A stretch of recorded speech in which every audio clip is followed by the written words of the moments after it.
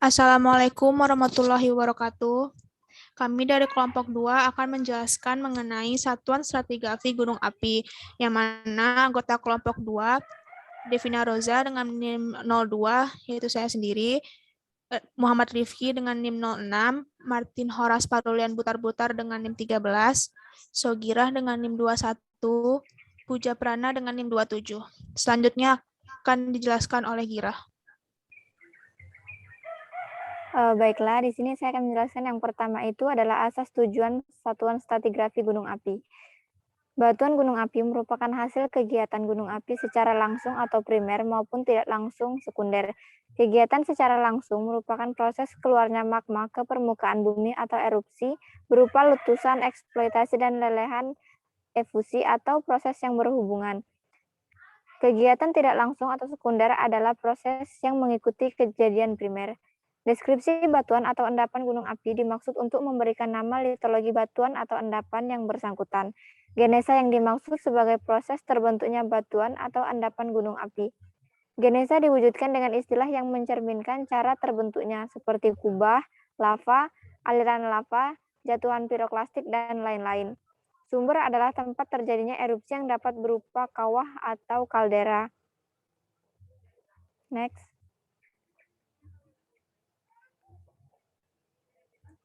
Selanjutnya, batas dan sebaran satuan stratigrafi gunung api.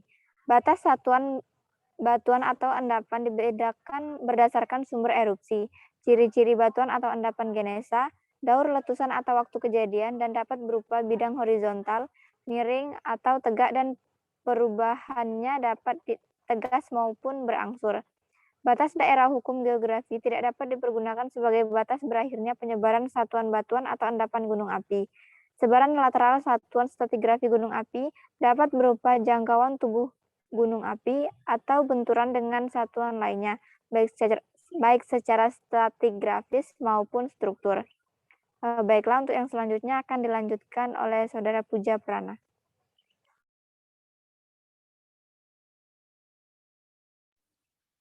Tingkat-tingkat satuan stratigrafi gunung api. Tingkatan satuan stratigrafi gunung api masing-masing dari kecil ke besar. Yang pertama adalah gumuk gunung api merupakan bagian dari huluk, tetapi huluk gunung api tidak selalu mempunyai gumuk gunung api yang terbentuk sebagai hasil suatu erupsi pada tubuh gunung api tersebut, baik sebagai hasil erupsi pusat maupun erupsi samping. Kedua ada huluk, merupakan kumpulan batuan atau endapan yang dihasilkan oleh satu atau lebih titik erupsi yang membentuk satu tubuh gunung api. Huluk gunung api tersingkap di permukaan dan dapat berkelanjutan ke bawah permukaan. Selanjutnya ada manggala, merupakan satuan stratigrafi gunung api yang mencakup sebaran batuan atau endapan hasil letusan-letusan gunung api yang mempunyai lebih dari satu kaldera pada satu atau lebih tubuh gunung api. Selanjutnya ada busur, merupakan satuan stratigrafi gunung api yang terdiri dari kumpulan huluk, bregada, dan manggala gunung api dan mempunyai kedudukan tektonik yang sama.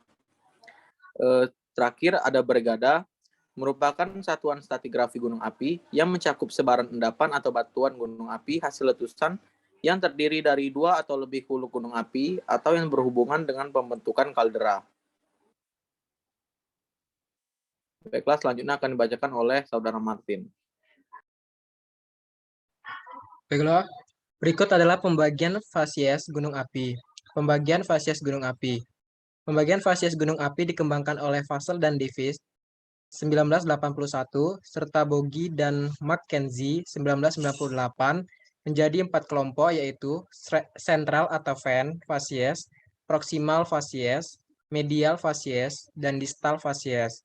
Sesuai dengan batasan fasies gunung api, yakni sejumlah ciri litologi atau fisika dan kimia batuan gunung api pada suatu lokasi tertentu. Maka masing-masing fasies gunung api tersebut diidentifikasikan berdasarkan data A. Inderaja dan geomorfologi, B. Stratigrafi batuan gunung api, C. Vulkanologi fisik, D. Struktur geologi, E. Petrologi geokimia.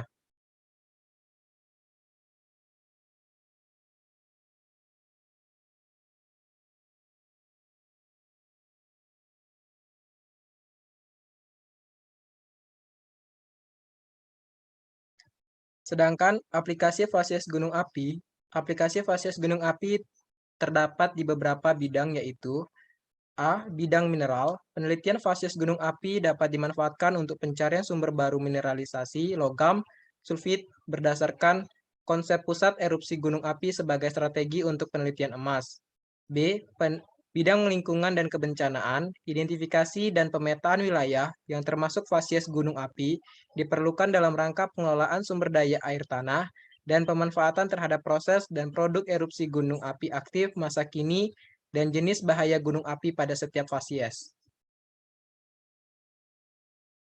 Selanjutnya untuk tata nama satuan stratigrafi akan dijelaskan oleh rekan kami yaitu Muhammad Rifki. Oke, baiklah. Tata nama satuan stratigrafi gunung api. Tata nama satuan stratigrafi gunung api didasarkan pada sumber jenis batuan atau endapan dan urutan kejadian. Tatanan nama satuan ini digunakan 3 karakter secara berurutan yang merupakan gabungan huruf dan angka. Untuk sumber erupsi yang tidak diketahui namanya atau tidak ada namanya, dapat dipakai nama geografis yang terdekat dan mudah dikenal. Ini adalah karakter pertama, karakter kedua, dan karakter ketiga. Berikutnya.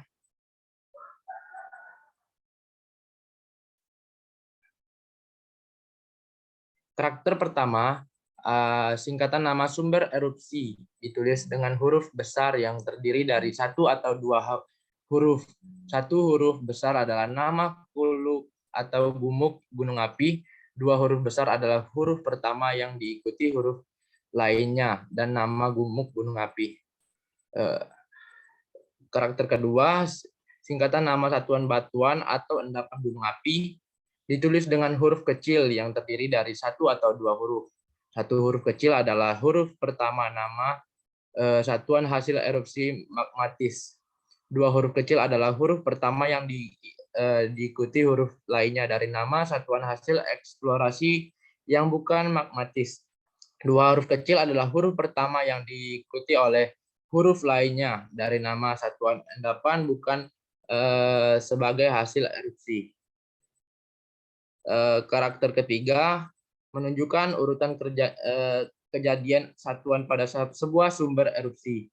Ditulis dengan angka urutan pertama atau tertua dimulai dengan angka 1 dan seterusnya. Angka ditulis pada satu garis yang sama dengan huruf yang dicantumkan tanda titik sebelumnya. Berikutnya akan dijelaskan oleh Devina.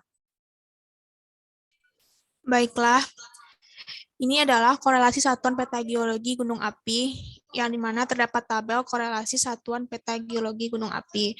Nah, di tabel ini ada umur, periode kegiatan, satuan stratigrafi, pusat kegiatan erupsi, batuan atau endapan. Nah, keterangannya dapat dijelaskan di bawah. Baiklah, sekian dari presentasi kami. Apabila ada kekurangan, mohon dimaafkan. Wassalamualaikum warahmatullahi wabarakatuh.